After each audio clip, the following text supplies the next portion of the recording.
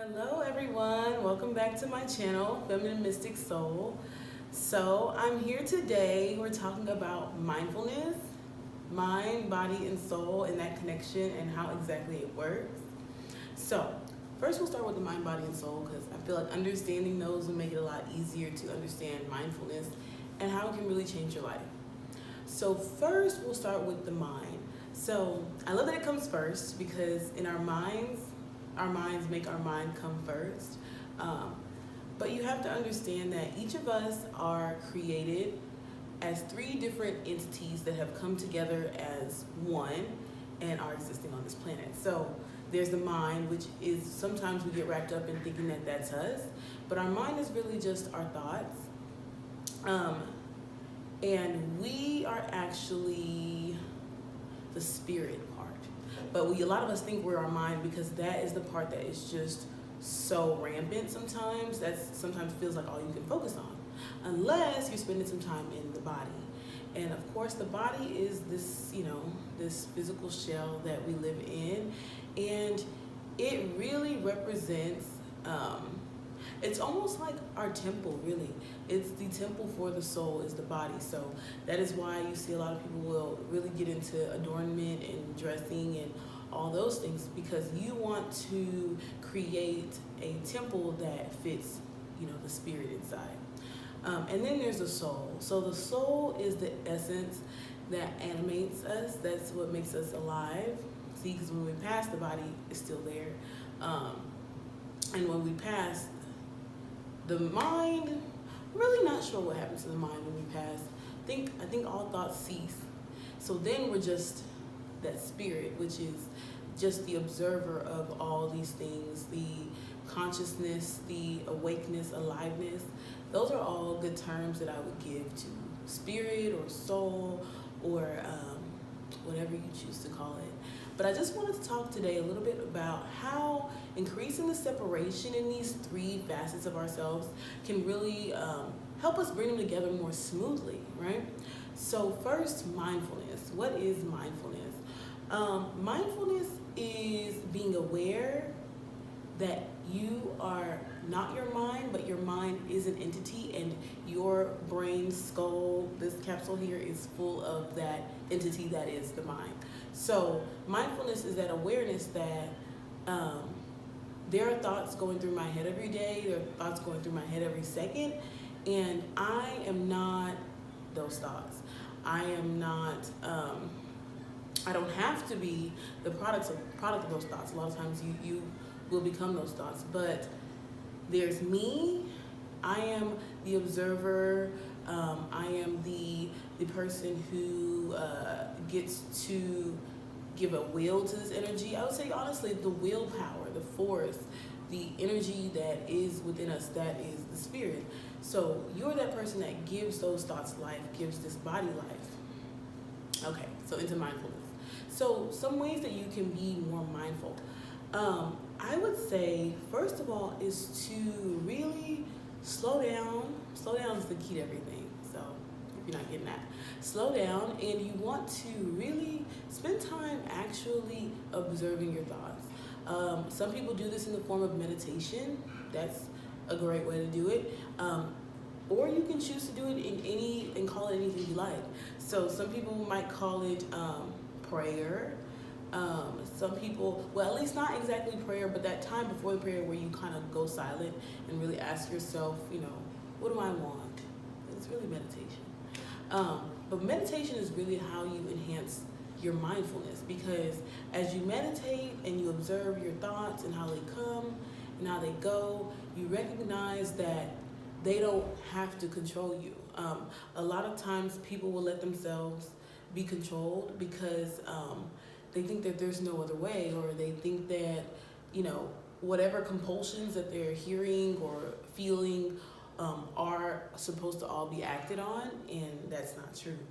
We really are supposed to experience these thoughts. A lot of them are influenced by our emotions or our feelings, and our body kind of animates them for us, or our mind will kind of animate them for us, so that then us as the consciousness, as the spirit, can really assess, okay, well, what do I want to do with this thought? And from there, make our decisions. So let me look at my notes real quick. So yes, mindfulness is a chance at total mind control. So I have a piece that's going to be coming out on this, and how mindfulness honestly is how you learn to control your mind by taking really full ownership of your subconscious mind and understanding how potent it is in using it to create your reality, or it will create your reality regardless. So it is you taking the time to be behind the steering wheel on that, as opposed to being in the passenger seat and then nobody's really in the driver's seat, which is a really scary situation to be in, for sure. Let me see. So increasing that separation is something I talked about earlier. So with the mind, I've talked about things to strengthen the mind. Meditation is really the main way, or accessing the mind in any time or format that does not give too much structure or limitation to what you're going to be thinking about. You just want to see what comes, observe it, watch it go, and then you'll learn how to really control your thoughts and how to pull a thought in, how to pull thoughts out, let them go. That's some of the mind work, or the shadow work that people refer to, is really isolating those things in the mind that we really want to get rid of, and kind of using some fine tweezers and just pulling those things right out. So that's how we increase the potency of the mind. So increasing the potency of the body, I mean, this one is obvious.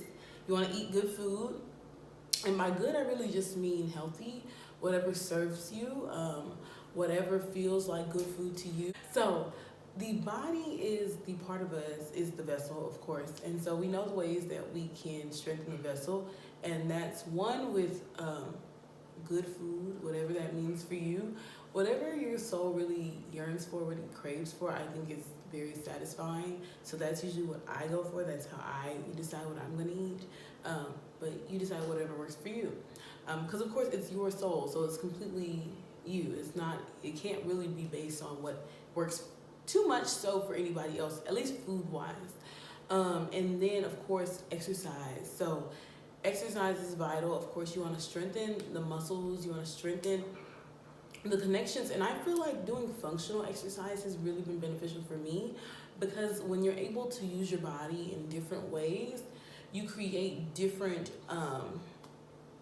you get your neurons kind of working, making different patterns, as opposed to doing the same thing all the time. And then I feel like your brain kind of gets wired to do things the same way and solve problems the same way. So doing different things. I mean, some people do like brushing your teeth with the other hand, just trying to do different things. And that also strengthens the body as a vessel. Next we have the soul. So how do we strengthen the soul? That's what this channel is about. That's what my life is about, mostly. How do I strengthen this connection with me? The soul, I think the soul is also benefited by meditation, in that meditation helps us to quiet the mind so that we can exist in that quietness. Some other things that you can do is, first of all, anything that feeds you spiritually.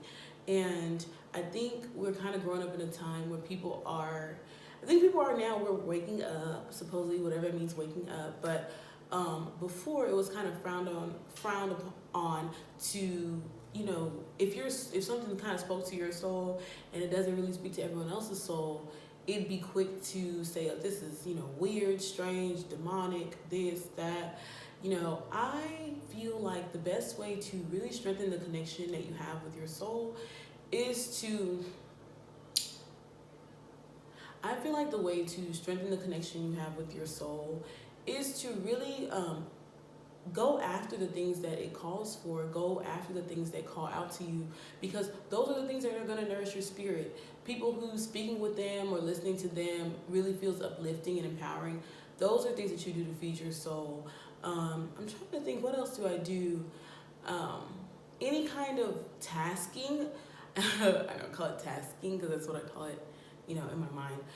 But anytime you're doing tasks that you do kind of all the time, showering, cooking, things like that have like a nice pattern, where you kind of get your mind into a certain frequency, you tune into, whatever you're making, and you kind of get lost in there. those practices, a lot of people discount those, or they don't really realize that those are almost an act of meditation. Really, they don't know that our body really takes a lot of comfort in kind of ritual type of activity. So any activity that's very repetitive, that has a very predictable pattern. So then you have your mind, that also frees your mind, because your body is kind of settles into the pattern of behaviors and tasking, and then your mind is kind of free to wander, and then you're free to hear from spirit. So that's how those all work together. So talked about increasing. Yes. So we really want to make sure we're increasing to that separation, and that will really help you to come together as a more whole person when you strengthen each sector separately.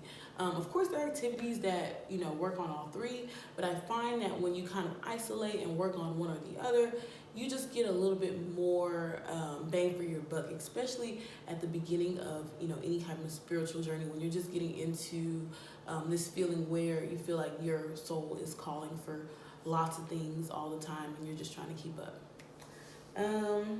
Yes, so that is the mind body soul connection. That is how to work with those energies to kind of get your energy more singular. I feel like when you've kind of aligned, so your mind is quiet, your body is relaxed, you're not carrying too much tension in your body from working out, from work, stress, things like that, and then your spirit has been nourished enough, right? And then of course, you can't be under stress expecting to hear from spirit. Spirit is something you access when your basic needs have been met. You're not going to be hungry and feeling super spiritual. You're not going to be thirsty and feeling super spiritual, though fasting has a different kind of effect. But yes, for working on, you have to make sure all your bases are covered. So you've eaten, you've rested, you're not stressed, you're not tired. That makes sure the body is happy. We quiet. Then, if the body is happy, usually the mind can become quiet pretty quickly. If your body's not happy, if your body's not healthy, then you may already be suffering with issues of quieting your mind. So that is something to consider. But when you're able to relax the body and quiet the mind, then you're really able to access the spirit. And spirit, it doesn't have to be this mystical weird thing. I like to call spirit, for me, is more so my higher self. So it's the part of me that is divine and knows what is good and knows what is good for me. So it's a nice energy to tap into because it really holds all the answers you need. So that is my video on mind, body, and spirit. If you have any questions, leave them in the comments. Don't forget to like the video, and then of course, please subscribe. More videos to come. Thank you for watching. Till next time. Bye, guys.